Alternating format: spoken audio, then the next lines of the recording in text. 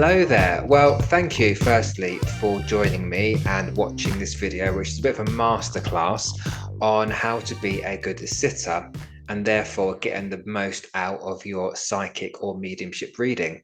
So my name's David and I am a working spiritual medium from Aylesbury in the UK. Now, usually you'll find me doing masterclasses and workshops for potential mediums, those up and coming mediums who want to study mediumship and learn about mediumship. But in this video is for those of you who want to go and have a reading. And look, you can also be a medium who wants to go for a reading, because as mediums or psychics, we also can sometimes go to see another medium or psychic to have a reading, because it can be a little bit difficult to read ourselves sometimes whilst remaining unbiased. And so we go to see other people. And if you're not a medium or a psychic, then this video will be maybe important to you. So if you're someone who's deciding whether or not to go for a mediumship reading or a psychic reading, maybe you've never been for a reading before, then this video, this masterclass is for you. So that's what the purpose is really. The purpose is to help those of you to decide if you want to go for a reading. And if you do decide to go for some kind of reading, how you should act, what you should say, how you should interact with the medium and psychic to get the most out of your reading, but also to let you know what to expect from the readings as well. And really, so the process of this masterclass is just to sit back and watch me ramble on, basically, hopefully making sense along the way. And obviously you can pause the video anytime, fast forward it, rewind it, whatever it is that you want to do with this. But ultimately, I hope that the masterclass helps you and helps you to understand what's expected of you as a sitter in a reading. And by the way, when we say sitter, a sitter is just another word for a client. And it's quite an old word that's been used for many decades by mediums in the mediumship field. So that's just how we term people, basically. So whenever I say sitter, I'm talking about you, the clients. So with that said, let's get into the masterclass and let's start. So what I've done, just to make it a bit more streamlined, I've decided to divide this into 3 sections or 3 modules, if you like.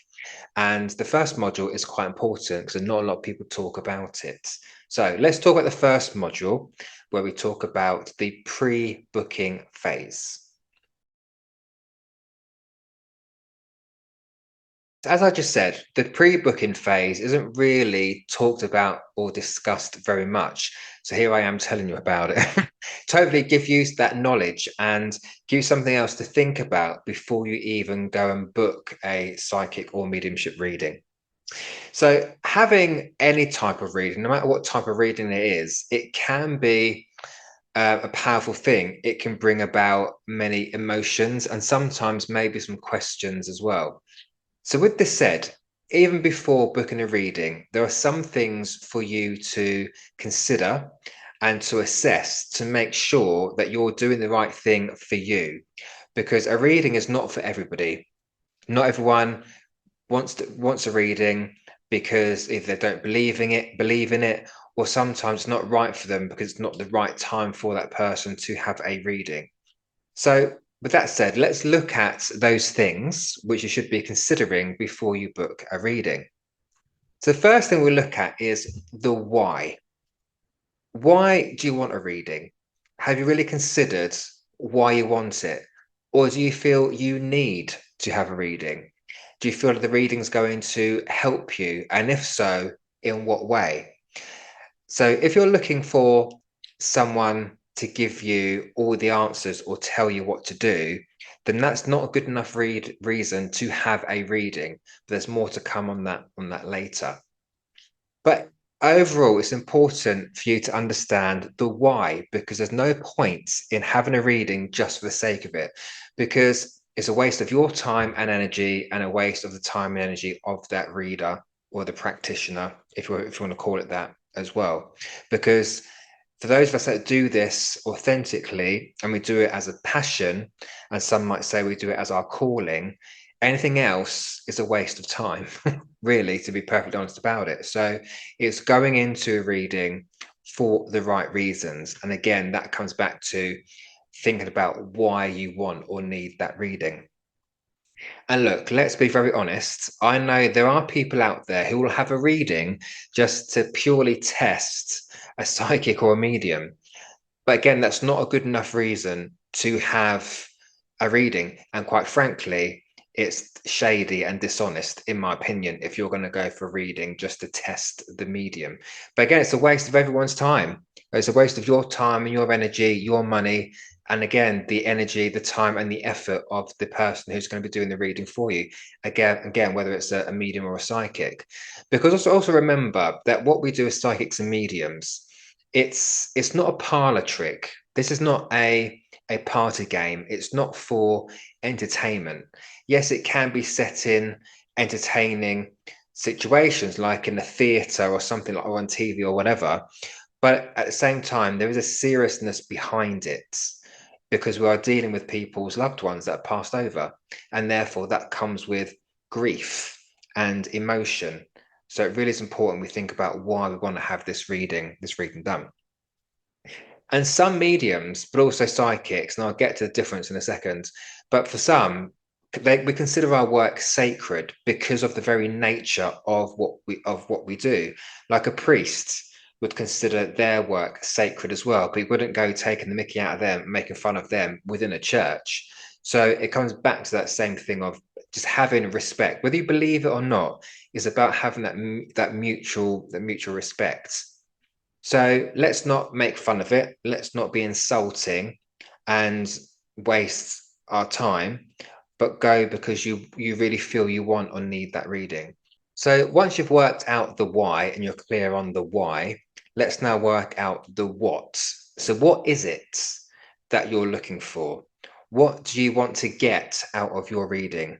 Is it guidance and some direction, or is it a spirit connection? Or might it be both? And with that said, let's distinguish the difference between a psychic reading and a mediumship reading. And that will hopefully help you to decide based on that what it is that you need or you want to get out of your reading. Because a psychic skill, as I call it, a psychic skill is very different to a mediumship skill. So let me explain a bit further. So, in basic terms, a psychic is someone who's able to read and interpret energy. And we're not talking about spirit energy here, we're talking about the energy of the living, like you and I. And they'll be able to pick up on things about your past, your present, and your future, and any potential future things that might be coming for you. And a psychic might also be able to pick up on information about current events like world events and things like that. So basically, it's about reading and interpreting the energy of the now, what's going on here and now. So a psychic reading is simply about the psychic reading you as a person, looking at what's going on with you in your energy fields. And then for the medium side of things, a medium is what the name suggests. The medium is the middle person and the instrument, the conduit, wherever else you want to call it, between this physical world and the spirit world. So a medium is simply the voice piece for those in the spirit world, and therefore has the skill and the ability to communicate with those that have passed over or crossed over, again, however you want to term that.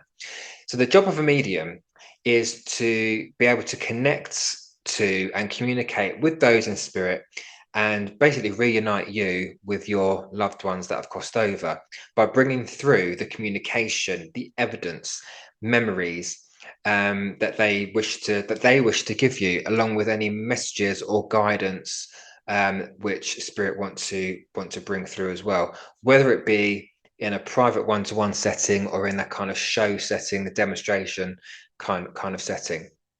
So knowing the difference between the two, between the psychic and the mediumship, can help you to decide who you need to go to in order to get what you need. So just to kind of clarify here, just to make sure that you're sure, if you want guidance, insight, or some direction in your life, it's a psychic that you need. But if you just want to connect with your loved ones in spirit to see who's around you and what they want you to hear, then you go and see a medium. If you want a bit of both, a bit of psychic stuff and then some mediumship stuff, then go and see someone who terms themselves as a psychic medium. And there's one thing for you guys to remember, mediums out there will know this, but not all psychics are mediums. Some psychics just work with that psychic energy and don't connect to spirit, whereas all mediums are psychic as well. So it's important that you go to the right person to get the right thing that you need based on what I've just said. Now, one thing to remember here is, and it's important to say because not everyone understands this, but a good psychic should never tell you what to do or what decisions or choices to make in your life, because it is your life. It's up to you to make certain decisions, as tough as these things might be. It's up to you to make those decisions and choices because you're the one that has the free will. You're the one that has the monopoly on your life. Nobody else does. But what a psychic can do is maybe give you some of those psychic insider tips and give you some guidance in order for you to empower yourself to make certain decisions or maybe to think about things in a different way. Psychics are not here to, again, to tell you what to do. And contrary to popular belief, not all psychics will give you predictions because we cannot guarantee the outcome of your life because you need to put the work in to make certain things happen. So the outcome of your life can change at any time with your free will or the free will of someone else. Someone else's free will can also affect your life. And so therefore, it's up to you to do what you need to do. A psychic will never tell you, or a good psychic will never tell you what to do.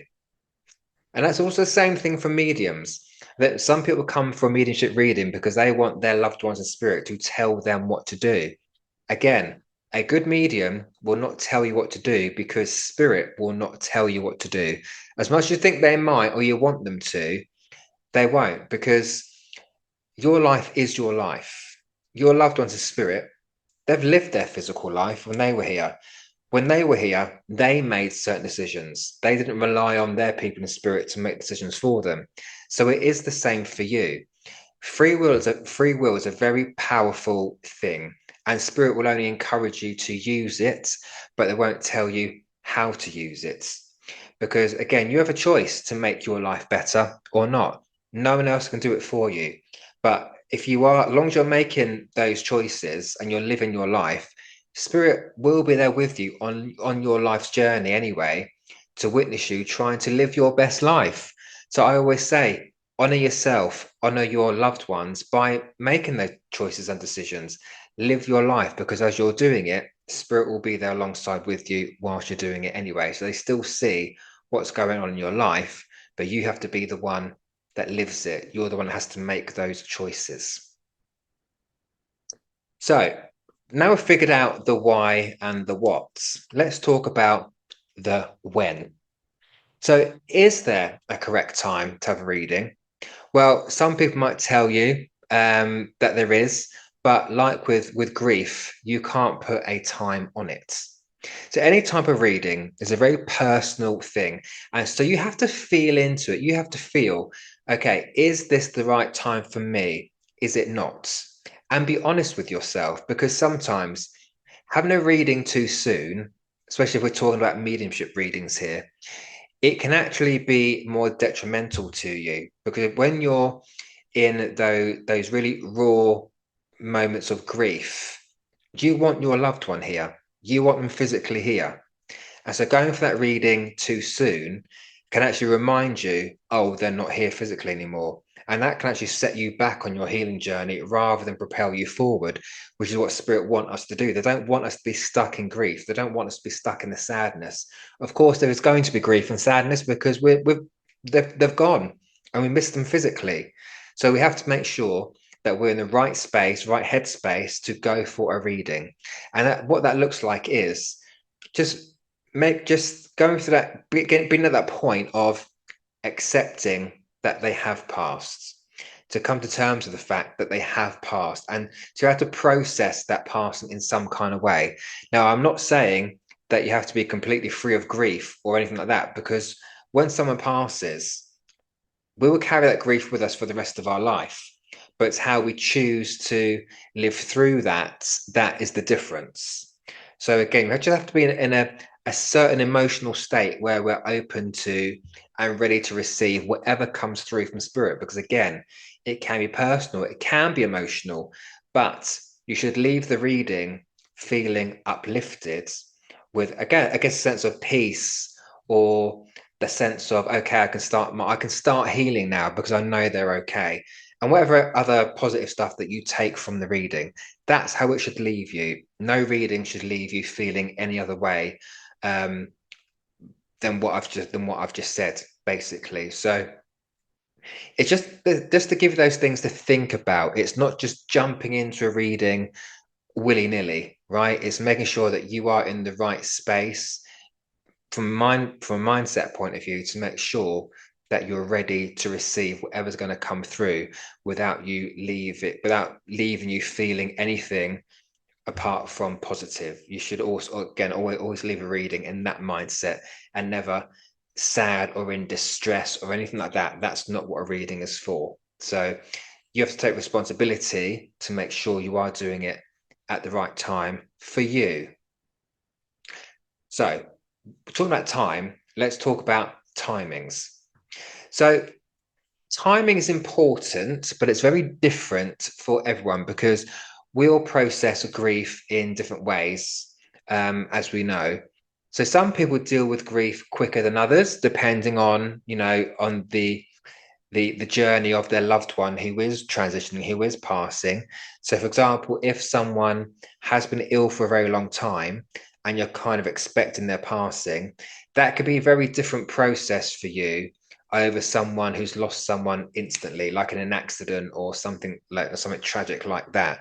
It can be a very different process for each person. So there's no right or wrong with it, because we're individual, right? So there's no correct way or wrong way.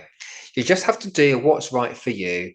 And this is where sometimes having a reading too soon, as I said, can be detrimental to you. So with that said, let me give you some things to think about here. If you do seek out a medium shortly after a passing, then obviously that is your choice. That is your choice.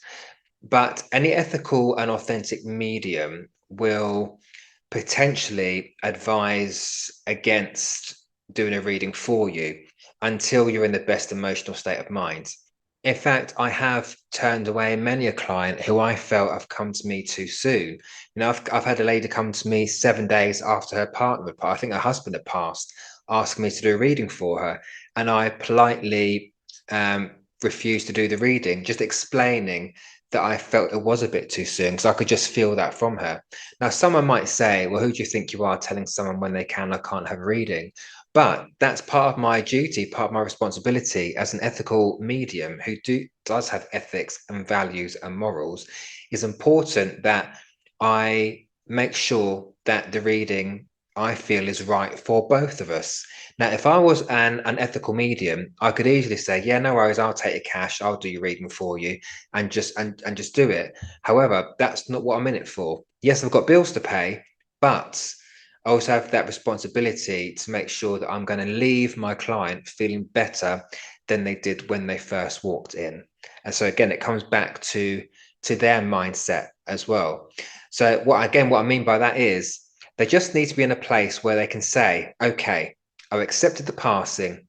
There will always be grief and emotion attached to it, but I'm ready to connect with my loved ones and remember them and their lives fondly, whilst being open to and accepting any sense of peace, healing, and upliftment that they can bring in. That's the kind of headspace that you need to be in before going for a reading, especially when it's a mediumship reading. So that's one aspect of timing. The other one I hear is that you have to wait at least 6 months to have a reading, because it allows your loved ones to settle in the spirit world before they come through. What load of old nonsense, in my opinion. As soon as you're out in the physical body, you're in spirit. That's our natural process. That's a natural process of us. When our bodies physically pass, our energy, our essence has got to go somewhere. So it goes back to the spirit world. So there is no settling down. You might find, yes, that depending on how your loved one passed, there might be that sense of them going through a healing process in the spirit world, but that doesn't mean they can't come through. So all these timings about you have to wait this amount of time or that amount of time, in my opinion, is just nonsense. I have brought spirit through who have not even physically passed yet. Yes, they've been ill, they've had a medical condition which has led them to passing, but I've been able to connect with their spirit before their physical body has actually died, for lack of a better phrase. And so I know from my experience that there is no timing. Spirit are not limited to time. As humans, we are. Time is very much a physical construct. We look at the watch and the clock for everything. I've got to be up at this time. I've got to be at work at this time. I've got to pick up the kids at this time. The spirit world don't have any of that. So there is no timing there. The only timing really that's important is the timing for you to make sure you are ready. So let's talk about anniversaries and holidays like Halloween and Christmas and things like that. So some people are under the impression that it's best to have a reading on or around a loved one's anniversary because I think somehow it amplifies their spirit and guarantees they'll come through in a reading. The reality is there are no guarantees with mediumship. Mediumship is very much an experiment. We never know what's going to happen, who's going to come through, what's going to be said. So a medium is very much at the mercy of spirit, and that's why we cannot control who comes through. And furthermore, an anniversary makes no difference to spirit because ultimately spirit are around us 365 days a year. They don't need a special time to connect. And if you take holidays like Halloween, people again are under the impression that there's this thinning veil between the two worlds. And therefore, if it's that thin, we should be able to contact all our loved ones and they should come through easier. There is no thinning veil, in my opinion. Again, spirit are there, whether it's Halloween, Christmas, a normal day, it doesn't matter to spirits. It's just about the timing when you're ready. Who's the medium that's going to be delivering that message? Is it the right medium for that loved one and for you? It's got nothing to do with timings at all, in my opinion. So we don't need to worry about those. Don't think that you have to wait for a particular anniversary to have a reading with your loved one. They'll either come through or they won't. No, there have been times where I've read for people and the person they at least expected came through. It wasn't the person they were expecting who had the anniversary. It was someone completely different who brought through the message that that person needed to hear. And so again, it's very much out of our control. We can't control it. But we always say that spirit know what they're doing. They know who needs to come through and what needs to be said in that moment, in that particular reading. And now I've established that the when and the timings, let's talk about the who. So there are many practitioners out there, and with the rise of social media, the market is absolutely saturated with psychics and mediums, some of which are very, very good and very genuine. And let's face it, some are not, to the point of being fake or scammers. So how do you decide who to go to? So first thing, go by recommendation. And if you've had a family member or friend who has had a reading or multiple readings with a particular medium, go by that recommendation, but being aware that your reading will be individual. So although your family or friends might have had a great, spot on, fantastic reading, hopefully it'll be the same for you. But don't forget, you are a different person. You have your own loved ones in spirit, and therefore your reading will be different. So although the expectation might be there to have a fabulous reading, hopefully it still will be, but it will be different. It won't be the same as the one that your family or friend had. If you can, watch the medium's work, whether it's on social media or maybe you go to an event where you watch a demonstration of mediumship where you're just part of an audience, and see if you resonate with that medium. So by watching other mediums, you can get a gauge on, okay, I like that person, I like how they work, I like their character, their personality, or I like their humor, or I like them because they're a bit more serious, or whatever it might be. Watch them. Who are you drawn to? And that's how another way you can make your mind up about who to go to, because you have to feel for you as well what's right for you. I always say I'm not necessarily the medium for everybody, but I'm the medium for somebody. And many mediums will say that. Not everyone's going to like how I work, but they'll like how someone else works. Or they may not like how that person works, but they like how I work. So it's very individual. You have to go with who you feel that you've got that kind of pull to, or that resonance to. So who draws you in? The other thing I'll say is don't be fooled by numbers. So again, come back to this whole social media thing. Again, there are many psychics mediums, or they call themselves psychic mediums, on social media who might have hundreds of thousands of followers. But don't let that be an indicator of how good somebody is, because you can have many thousand followers that you like, doesn't mean that they're actually any good in the real world. We know that social media, things can be edited, things can be all fluffed up and made look all nice and perfect, but that's not necessarily the reality. My suggestion would be to look at who's actually going out there doing the work, who's actually going to do events, who's out there seeing the people putting the work in, rather than being sat behind a screen 24/7 just banging out readings. Is that somebody who you really want to go to? Now, some of them, yes, might be quite good, fair enough, but some are not, let's face it. So what I would say is, in my humble opinion, is not to make your judgment on from mediums on social media.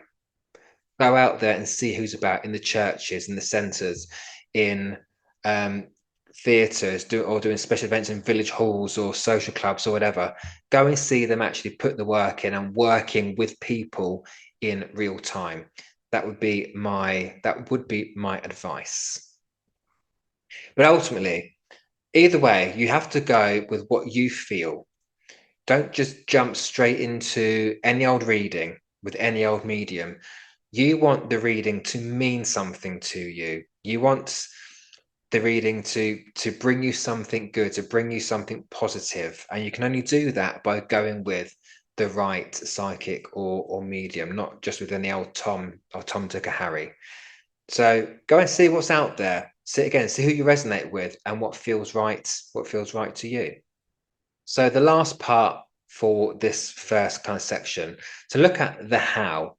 So since the COVID times, there've been a huge rise, as we know, in video platforms like Zoom and FaceTime, Skype, and all that kind of thing. And they've become very popular and very well used for readings. So I personally do my one-to-ones, my one-to-one readings via Zoom video, and they work just as well. So I know that not everyone is tech savvy, and some people don't really like it at all, which is fair enough. I get that. And some people would then prefer the face-to-face reading, so in like that live environment, whether it be in your living room or in an office or somewhere, whatever. And I have to say, it works both ways. Spirit don't care how you get the message to someone as long as you give it, right? They don't care if I'm using Zoom or a telephone or if I'm in an office somewhere. It doesn't matter to them. They will still get through because it's energy, and energy travels. So again, it doesn't matter whether I'm looking at you on a screen or face to face, it will still work. Because do you really think that, let's say, that your nan's in spirit going, I really want to speak to my grandchild, but I won't because they're using Zoom? I highly doubt it. So if your nan wants to get through, she will get through. So in this case, it just becomes a case of preference. And in which case, you've got to find that psychic or medium who matches your preference. That's it, really. And if you're not sure, then I suggest go into a demonstration of mediumship and watch how it happens in person. Because you might find it more comfortable to have a reading in front of in an audience of people, because might feel less intense to you than doing it on like a one-to-one basis. So some people prefer that public setting, while other people don't. Some people would prefer to have a one-to-one and have that personal space and more time together. And so again, it really becomes that that decision where you have to say, okay, how do I want my reading to be done? So I'm going to wrap up that section there. There's quite a lot there for you to think about. So again, just to reiterate, we were just talking about the pre-booking phase. So before you actually go ahead and book that reading. So quite a lot to think about, but I do hope it has helped. And we'll move on to the next section. So in this module, module 2 or section 2, whatever you want to call it, we're going to talk about the actual reading. So you've decided to book a reading, and now you're wondering what to expect. Should you feel nervous? How do you act? What do you say? Do you say anything at all, or do you stay silent? Well, these are very normal questions which new clients or sitters will ask themselves. And they're very important to think about, because once you have an understanding of what to do, then it's going to help you with your reading. But let's go into more details now, and let's break it down. So we're going to talk about one-to-one readings, and then we're going to talk about having a reading in that more public demonstration setting. So let's talk about the nerves. So it's perfectly normal to feel nervous before going for your reading, because you've got that sense of anticipation and what's going to be said, and what if they get too personal and I come across a bit vulnerable and all that kind of stuff. So nerves are a part of it, but again, they're normal. But the right medium and a good medium will or should ease you into the reading, explaining how they work. So you understand what is going to happen. So you know what the expectations are, because as practitioners, we all work slightly differently. Yes, there's a similarity, but we've all got our own personalities and our own characters. And so it is going to be different for each person. But either way, we should all just explain really how we work, what's going to happen, and really just to put you at ease, really, and just to calm those nerves before we actually start the reading. So once you've got over the nerves, let's talk about how to act. Right? How should you act in a reading? Well, ultimately, just be yourself. No acting is required. As long as you come with an open heart and an open mind, that is the important part. Now, if you get emotional in the reading, that's absolutely fine. You get emotional. So if you want to cry, cry. If you want to laugh, even better, right? But don't put any restrictions on yourself. I know some people come to reading, especially the men, they don't want to be seen as being vulnerable, but there is no vulnerability about it. You've lost your loved one. You've lost a person that you love. Of course, there's going to be emotions with it. And again, any good medium like myself, we're not going to judge you, because we know what it's like. We've lost people. And that's a lot of time. That's why we do the work, because we know how it feels. And we want to make people feel connected again, and to have some sense of peace so you can live the rest of your life with a sense of peace, knowing that you know your loved ones are right, but they'll be there with you as you're living your life. And so, you know, naturally, your emotions are going to come out, and that's absolutely fine. Just bring your tissues with you. But yeah, it can be seen as being in a bit of a vulnerable space. But because, you know, as humans, we don't want to be seen as being vulnerable, do we? And so that vulnerability can be a little bit scary to people, again, which I get. But, you know, we're human. We're showing human emotions because we miss our loved ones. I know, and we say in this field that, you know, grieving is just an expression of how much you loved your people, how much you love your family. That's in spirit. So it's just another way to look at it. So it's all good. It's all good. But, you know, just be yourself. I mean, look, I know there are going to be people that are going to hold those tears back, and what? No, we don't do this work to make people cry purposefully. But again, just be yourself. There is no acting. There's no acting required here. Just go with the flow of the reading and flow with your feelings. And if you do get a bit emotional, then any good medium will stop and they'll make sure that you're okay, and just pause the reading for a moment, just for you to catch your breath, and then they'll continue with the rest of the reading. So no big deal. So just be yourself, as long as you're nice.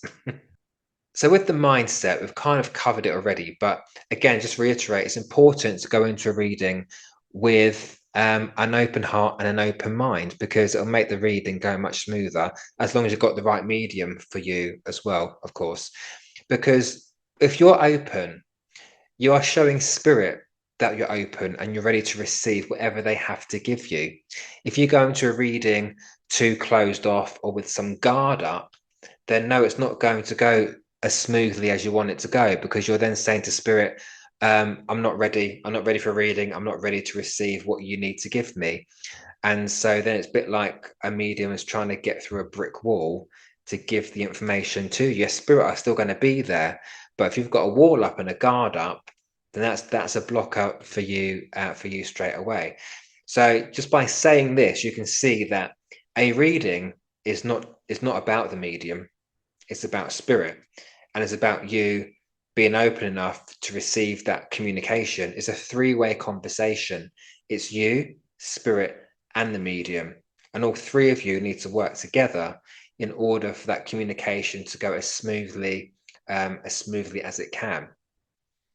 So with that said, it's remembering that we need to consider that although that communication will happen, a medium cannot guarantee who's going to come through with that communication, because sometimes the medium will get someone you're not expecting, but in other times the medium might have one person in spirit. They might have two. I've had in one reading, I've had 6 spirit people come through at one time. And so in that case, the medium really needs you involved in that to validate and to clarify what the medium has given to you, so that communication can keep on flowing. So again, it comes back to, if you're going to come with a closed mind or a guard up, then that communication is going to be really sticky and really hard to bring through for you. But I always say this as well, is that although you might come to the reading with the mindset of, I want to hear from that one person, it's not 0800 dial a ghost. It's not like going, right, pick up the phone, right, if you're a dad, come in, or your whoever it might be, right?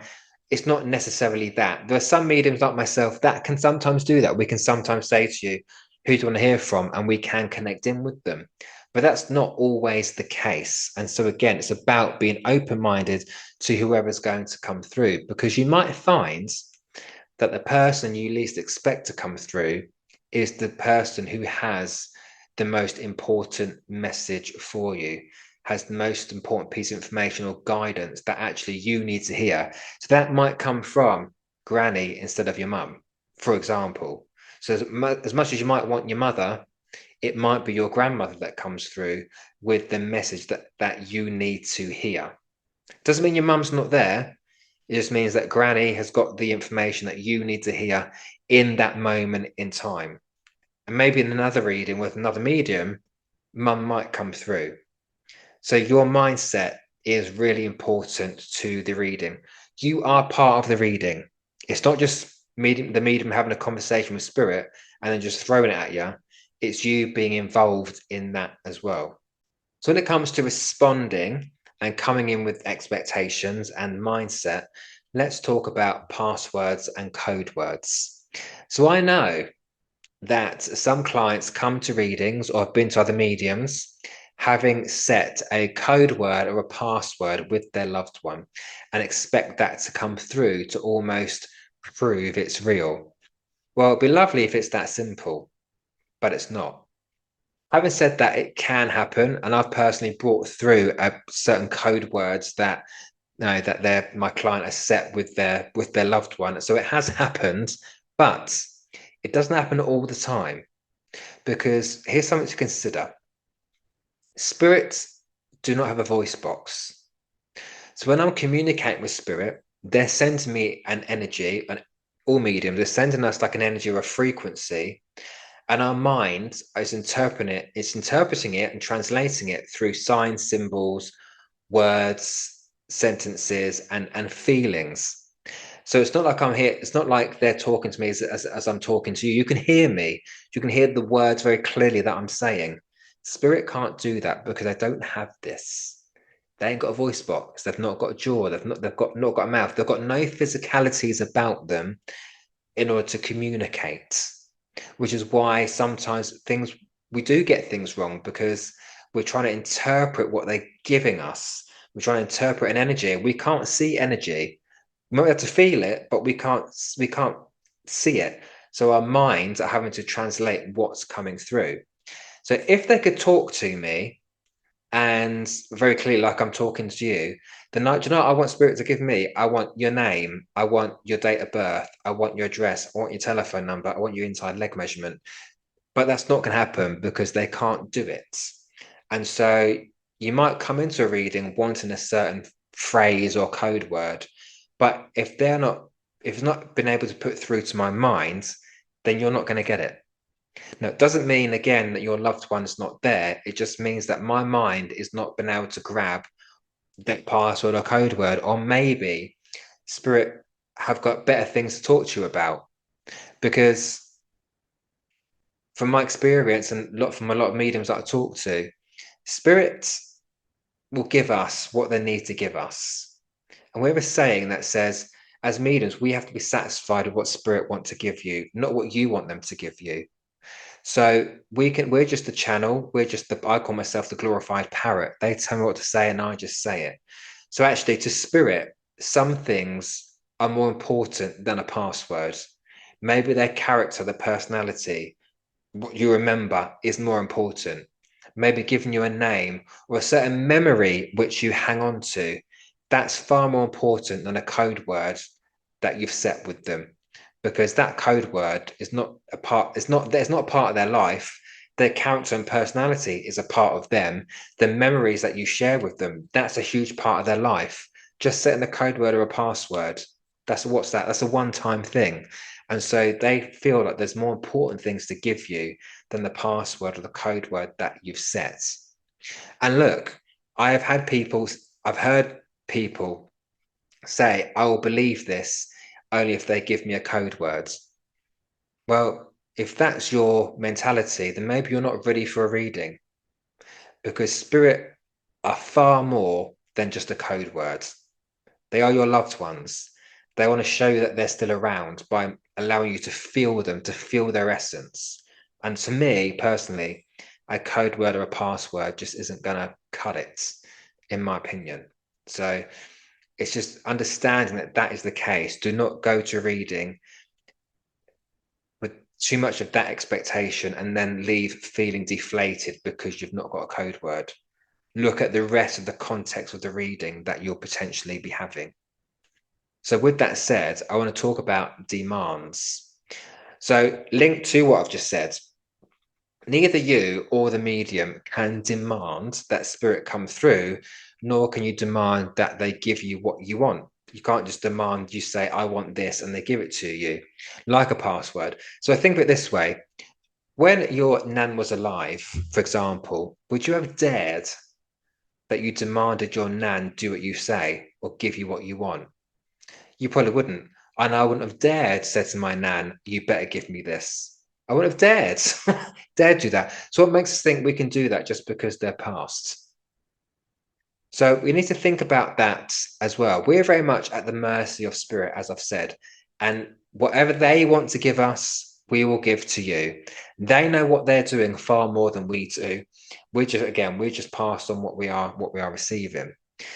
So as much as you, the sitter, wants to hear certain things, remember, spirit knows what's important. They know what they want to give you and maybe what you need to hear rather than what you want to hear. I always say, what we want to hear is lovely and it can be nice and fluffy. But what we want to hear is not necessarily going to help us move forward.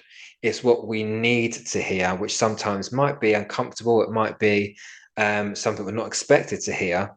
It's not going to be uncomfortable in the sense of it makes you feel distress or anything like that, nothing like that. But sometimes the things that we don't think about that actually is what we need to hear in order for us to get a shift on and move things or change things in our life.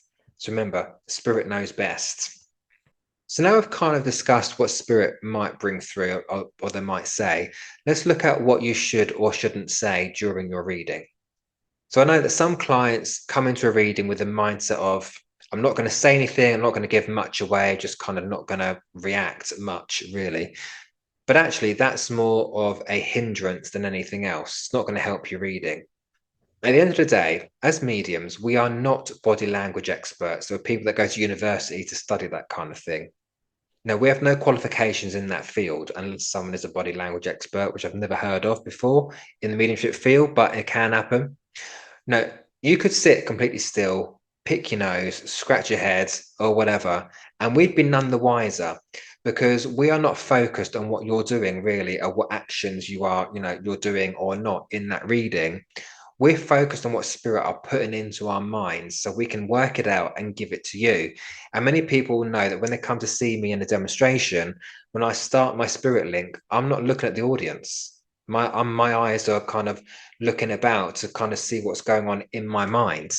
So no one can say to me that I'm looking at someone and reading them and say, oh yeah, you need a message. It doesn't work like that for me. I'm paying attention to what's going on in my mind. So during a reading, speak to the medium. A mediumship reading is a three-way conversation. It's you, the medium, and the spirit world. And those three components need to work together to ensure a smooth communication and ultimately a good reading. But don't feed the medium, meaning you don't tell them your life story. All you need to give them is yes, no, or I don't know. It's not about giving them additional information until the reading is finished, where you can say, okay, here's my validation to what you said. So you still need to communicate with the medium so they know they're on the right track. Because if they're wrong, they can go back to spirit and go, okay, I've got that wrong. Give it to me again a bit more clearly so I can give it back to the recipient. And hopefully then you'll understand what's going on. So either way, just let the medium know if you're understanding the information or not. That's perfectly fine, but you are involved in the reading. The mediumship is not about the medium. It is about spirit, and it's about spirit giving you what they need to give you. But again, all three of you in that communication needs to work together. Otherwise, it's not going to go as smoothly or as well as you like. And you just being still and being silent just brings a real flat and stagnant energy to the reading. And I know some people will purposefully stay still and have a poker face as almost to like test the medium. But this is not a test. And if you do that, you're not just testing the medium, you're testing your loved ones in spirit. You're testing your nan, you're testing your granddad, you're testing your parents or whoever it might be. And you're almost saying to them, well, I don't think you really exist, but if you do, then you'll come through with anything and I can sit here and behave how I like. That's what you're saying to them. So why would they then communicate if there's that brick wall that's up? So just keep that in mind. So we've kind of touched on all these little points from a one-to-one reading point of view. But let's briefly touch on the public demonstrations of mediumship as well, because that's slightly different. So let's talk about the mindset when going to see or going to watch a public demonstration of mediumship, so where you're in an audience. And the main thing here is whenever you go to see a public demonstration, have no expectations. Meaning don't go expecting a reading, because you could be in an audience of 100 people who all want a reading. They all want their connection to spirit. But guess what? They're not all going to get one, obviously. And I've heard people go to large demonstrations, like in theatres, and they'll say, I believe this if I get a reading.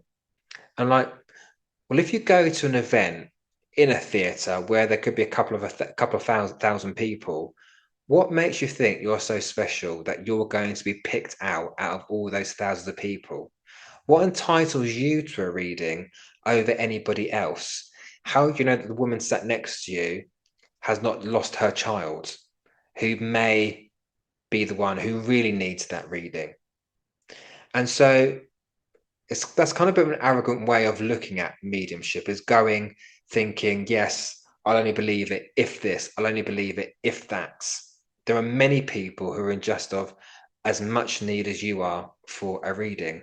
But again, guess what? In a public demonstration point of view, you are not guaranteed to get one.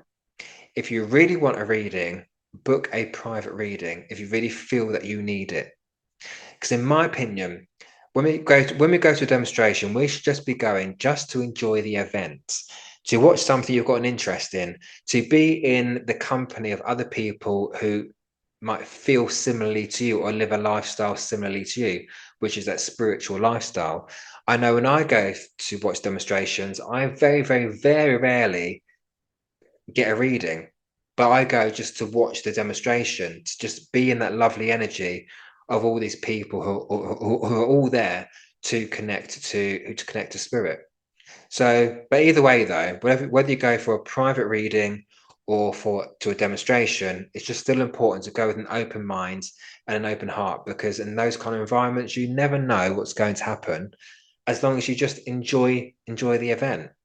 So let's talk about how to act in a public demonstration. Just be respectful. There's other people in the audience who are there to to watch the demonstration, to enjoy it, in the hopes of a reading, just like everybody else. So just be respectful, be open. Don't sit there with your arms folded and the face like a smack backside. Your energy is so important. You can never underestimate the important role each member of an audience plays. Because when a medium's on a platform, we use the energy of the audience, because that brings that buzz, that really lifts the energy, and it really does help with the spirit communication. And so therefore, if you're in the audience, you are adding to the energy. If you're sat there arms folded, looking miserable, or not paying attention, then you are being detrimental to the energy. So again, like in a one-to-one reading, you are involved, whether you're having a reading or not. You are involved. You're bringing in that good energy, hopefully, to that audience or to that congregation of people. So do be open. Do listen to what's going on, because spirit are quite intelligent in the fact that even if you're not getting a personal reading, you may be able to take some philosophy or some wisdom or upliftment from watching someone else have their reading. So spirit are very good at allowing other people who's not getting that reading to feel something, to take something from it as well. So yeah, it's just being open. It's just being mindful as well, and keeping in mind that there are others in the audience that have gone to enjoy the evening, and there'll also be people in that audience who have had a really rubbish time recently. Some may have just lost a loved one, and sometimes they're children that they've lost, as I've said. So respect that. Don't be disruptive. Don't take the joy out of someone else's reading, or take the joy out of someone else's evening as well. And I've been to demonstrations where people have done that, and I find it really disrespectful and quite rude, to other people. So just be open to it. Just go along to enjoy the evening with no expectations apart from having a nice, uplifting evening. So as for the rest, if you do happen to get a reading, just apply the same principles that we've talked about earlier in the one-to-one settings. Again, it's just being open to what's coming through, acknowledging what's being said, yes, no, don't know, and have that three-way conversation. But let's move on to the last section, where we talk about post-reading. So once you've had your reading, it doesn't end there. Depending on what came through and what was said, there can be a lot to think about and a lot to process, especially if you've never had a reading before. But whatever happens, my hope would be that you leave the reading feeling uplifted, with a sense of peace and calm, or whatever positive emotions that you feel from it as well. Now, if we look at the homework side of it, there might be some things to think about. There might be pieces of evidence that you were given that you couldn't take at the time of the reading, which can sometimes happen. As humans, you only remember so much. You don't always remember every single aspect of our past, or names or dates or anything that belong to us. So some people are not really good with dates. Some people don't remember birthdays or whatever. Some are really good at them. So there might be some things that you're not quite sure of. And so those things you need to go research. You might need to go and ask a parent or a sibling or someone in your family, do you remember this? Did this happen? and you might find the validation there. Now, sometimes that could be the most powerful bit of evidence. Although you couldn't take it at the time during the reading, the fact that you've had to go away and research it would suggest there's no way on earth that medium would have known that bit of information any other way but coming from spirit. Because if you can't even remember it at the time, how is a medium gonna guess that? So those bits of evidence that you don't remember at the time can be some of the most powerful pieces of evidence, especially if it turns out to be true and correct. So that's one aspect. The other thing to think about is make sure that you find the value in your reading. So what I mean is it's absorbing what you heard from the reading and really truly find the value in what was said. So think about what helped you. What was the evidence or the guidance and the message that came through for you? Where is the value in it? Because if you find the value in the reading, that's what's going to help you long term. And you shouldn't need to have another reading for at least 6 months to a year. Fair enough, if you don't find the value in it, if you thought it was a bit rubbish, then I can see why you might go to another medium. But try to find the value and hold on to what was said in that reading, because ultimately in that one reading, that's what you needed to hear at that moment in time. And then maybe another year down the line, you might need to hear something else. But trying to find the value in it is really important. Now, talking about time, let's look at the waiting period. So I know I've said 6 months to a year, but people do genuinely ask how long they should wait between readings. Well, a good medium, again, an ethical medium, will suggest to you to wait at least a year, if not 6 months, because again, it comes back to finding the value. If you truly valued your reading, you are not going to need another reading that soon afterwards, right? Unless something kind of drastically happens within your life, within your family, where you feel like, okay, I need a bit of guidance here, or I need a spirit communication again. So that's more to do with the mediumship side of it. But if it's a psychic reading, you need to allow things to happen in life. And so I do find it a bit worrying or a bit concerning when people have psychic readings week after week or month after month, because that shows me that they're not living their life on their terms. They're living their life by something which someone else is telling them. And I feel that's a little bit unhealthy. Now, look, I can't really tell people what to do. I can't tell people when the right time is for them to have a reading. But it's just that my advice is that we need to be able to process things. Some things that come out in a reading, whether it be psychic or mediumship, can have a profound impact on us. And so we need to be able to process that. We need to be able to have that time to put things in order or to make certain decisions before we then have another reading, which has then stopped us from doing those things that were suggested in the first place. And so for me, from my perspective, any good psychic or medium will either refuse a reading or suggest you to do something else, like I did when people have come to me too soon, in my opinion, after someone's passed. Because again, it's working ethical. Now, I have heard of psychics who will read for the same person week after week because they're taking the cash. That's, for me, that's not ethical. That's just my personal opinion. But also, it doesn't make sense to me, because if you want the best for your client, you are going to give them that breathing space. And look, you can't stop that client from going to somebody else, but that's then not your problem. That's theirs. But you have to allow that client the time to, again, make certain decisions, make those choices. Some decisions and choices don't happen in a week. There are some things that a medium or psychic in particular might say to you, which then happens 2 years down the line. The trouble is, these days, people want everything now and fast and instant, but that's not the reality of life. I've had people come to me even recently saying, you said the thing to me 2 years ago, and the exact thing you said and how you described it has just happened, but it took 2 years. So that just gives you an idea of how long some things can take to happen. So again, I'll never tell you what to do or what time frame to really work along, but I will make suggestions if people come to me asking for certain readings. But again, it comes back to, you've got free will. You're the one that has to make certain decisions. You're the one that's in control of your life, not another psychic or a medium. So keep that in mind as well. So lastly, leave a review. When you've got 5 minutes, leave a review for your reading. Let the practitioner know how they did, because we sometimes never know. We just do the work. Especially with psychic readings, we don't always know what we say is going to come true, because some of it is we're looking at potentials that happen rather than what's going on now.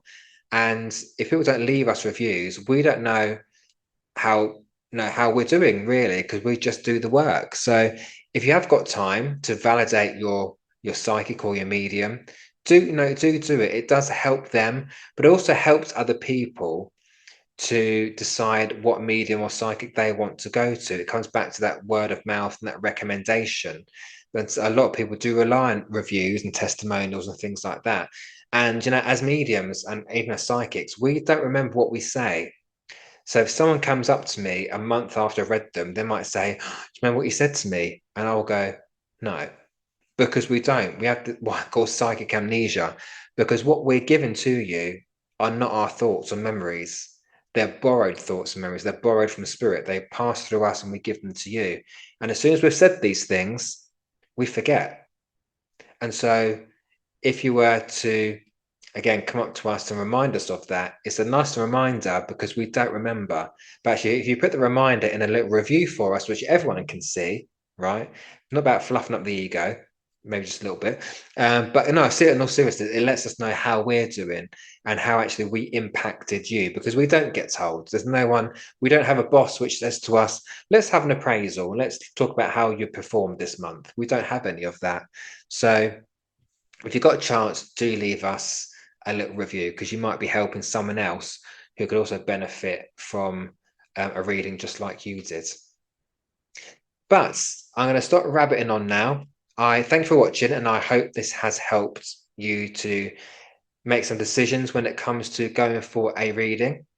And there are other masterclasses and workshops available on my website as well. So if you are thinking about developing as a psychic or a medium, then head to my website, which is www.davidhmedium.co.uk/workshops, and you'll find a list of workshops there that I do. There's also another free one on the website where I talk about the difference between a psychic and a medium, and I go into a bit more detail there than I did here with that.